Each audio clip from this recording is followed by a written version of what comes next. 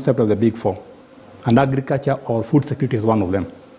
And there's a big difference between what we say at the top and what happens on the ground. I agree with the Honorable Mheshimiwa.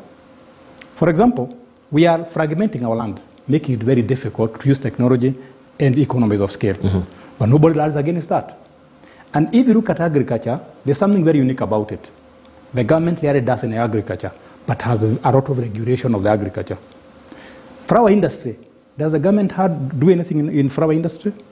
It just hard off. But the industry does very well. Maybe a lot of government could be the problem in agriculture. Why don't we set it free? So that people come to agriculture to invest because they are good returns.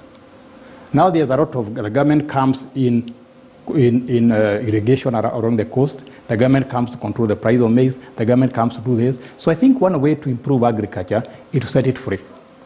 And the other thing we need to consider in agriculture is that it's not a very prestigious area.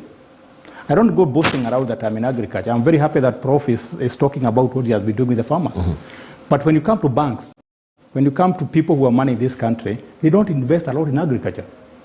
And we don't expect such a sector to do well when people don't invest in it, when people don't see it as prestigious.